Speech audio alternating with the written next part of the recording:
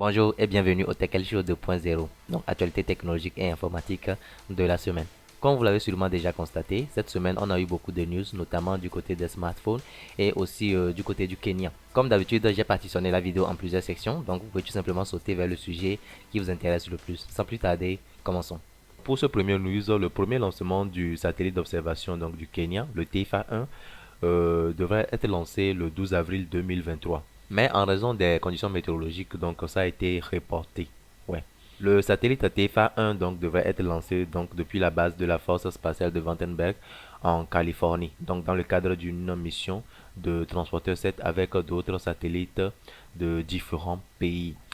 Toutefois, si je me rappelle bien, je pense que le transporteur 7, donc sur le site officiel de SpaceX, le transporteur 7 était donc a quitté plutôt la Terre donc le vendredi le 14 avril, donc le vendredi passé, donc à 11h48 pm, donc à 23h. Donc on espère d'ici août 2023 que le satellite TFA-1 permettra de collecter les données en temps réel sur l'agriculture, les ressources minières et la couverture forestière. Donc il devra aussi également aider à améliorer la sécurité alimentaire et à adapter les politiques de développement du pays.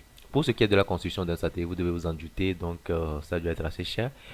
Ici, le Kenya avait dépensé 374 111 dollars, donc soit 223 905 433 francs CFA. Yep. Il y avait des virgules, mais je n'ai pas compté aussi, donc yep. Donc passons aux prochaines news. Du côté de Netflix, donc comme vous l'avez déjà deviné, Netflix a déjà envisagé donc de facturer les utilisateurs qui partageaient leur mot de passe plutôt aux États-Unis. Cette pratique est déjà interdite par les termes d'utilisation de Netflix, mais la société n'a pas encore mis de moyens de vérification donc de l'identité des utilisateurs, si je me souviens bien. Cependant, lors d'une conférence téléphonique avec les investisseurs, la direction de Netflix a annoncé qu'elle prévoyait en fait de commencer à tester des méthodes de vérification donc de l'identité des utilisateurs dans les prochains mois, donc avec un développement prévu dès cet été aux États-Unis bien sûr. Et donc Netflix vous encourage donc à ne plus partager vos mots de passe, sinon vous serez facturé donc en surplus. Donc yep. Bien, passons au nous suivant. Donc cette fois-ci du côté de Meta, donc le géant des réseaux sociaux Meta, donc anciennement connu sous le nom de Facebook, donc a annoncé qu'il prévoit encore de licencier 4000 employés donc dans le monde entier. Donc déjà qu'il avait récemment licencié 11 000 employés donc en raison de la refonte du modèle de son entreprise. Donc maintenant il décidait maintenant de, bon, plutôt il décide voilà de licencier 4000 employés de plus.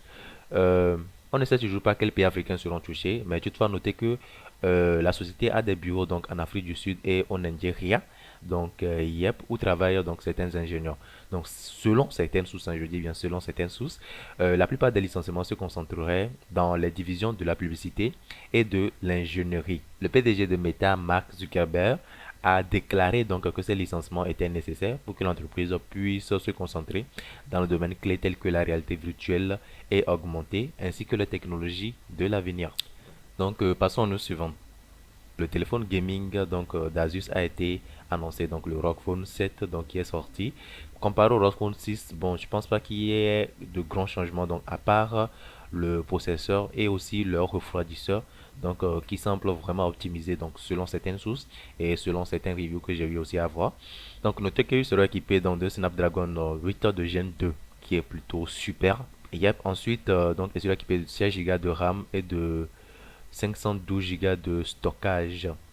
Notez qu'il sera accompagné donc d'une batterie de 6000 mAh avec une charge de 67 watts, avec un écran de 6,67 pouces, donc AMOLED bien sûr, avec un taux de rafraîchissement de 165 ce qui est plutôt pas mal, pas mal.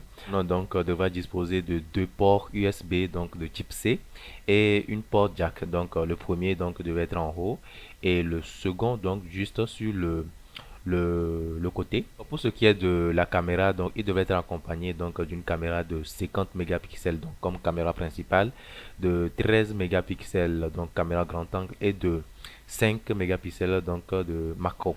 Pour ce qui est de la caméra frontale, donc la caméra de face donc serait de 32 mégapixels. Donc pour ce qui est du prix, je pense être vers le bas. Ok, donc le téléphone sera éventuellement vendu donc aux États-Unis, mais pas avant le deuxième trimestre. Pour l'instant, il est en précommande donc au Taïwan. Voilà, donc au Taïwan, Hong Kong et en Europe. Donc le modèle de base donc sera de 999 euros, donc soit 655 403 000 francs CFA. Yep. Donc le modèle de base en fait ce sont les modèles juste sans le refroidisseur. Et pour ce qui est du modèle Ultimate, donc le modèle donc en compagnie avec voilà les gadgets qui vont avec, donc lui serait à 1399 euros, donc soit 917 827 000 francs CFA. Toujours du côté donc des smartphones, selon la CNBC, le téléphone pliable, voilà, donc Pixel Fold de Google sera lancé donc en juin 2023, donc au prix de 1700 dollars, donc soit 1 116 423 francs. Euh, Cette information n'a pas été encore confirmée officiellement par Google, mais si elle est vraie, le Pixel Fold donc devra rejoindre la liste des téléphones pliables déjà disponibles sur le marché, donc comme le Galaxy Fold et le Huawei Mate, plutôt le Huawei Mate X, je crois, je l'ai bien appelé. Toutefois, notez que donc il sera là pour concurrencer sûrement. Euh, Attends une seconde. Donc le Fold 4 de 1799 euros et celui de Huawei, donc le Mate X3, donc il doit commencer à partir de 1750 dollars. Donc déjà en termes de prix, s'il décide de commencer déjà à 1700 dollars, ce qui est plutôt pas mal. Le Pixel Fold donc devra aussi également offrir des fonctionnalités de pointe comme un grand écran pliable et une caméra de haute qualité. Bien sûr de la part de Google, on s'entend toujours une caméra d'assez bonne qualité. Donc on reste toujours du côté de Google pour le dernier news. Donc toujours du côté de Google, donc le fabricant sud-coréen Samsung donc envisage de remplacer Google Sheets. Mon anglais n'est pas bon.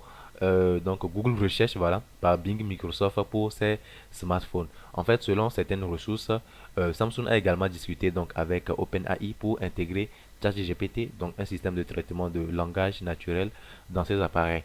Donc voilà, cette décision doit être notamment liée aux craintes que Google a. Si Samsung adopte vraiment donc un autre moteur de recherche, on peut dire que Google risque de perdre, Google plutôt risque de perdre voilà des parts importantes de ses revenus publicitaires. Donc ce qui est vraiment beaucoup car toutes les portables que vous achetez, donc notamment ceux de Samsung, voilà quand vous l'allumez, donc il y a toujours cette barre de Google Recherche donc à la clé. Toutefois, si vous remarquez des erreurs au cours de ma présentation, donc vous pouvez toutefois me le notifier dans les commentaires afin que je puisse plutôt les éviter donc lors du prochain Tech Show ou tout simplement lors de mes prochaines vidéos. Donc encore une fois, merci et à bientôt.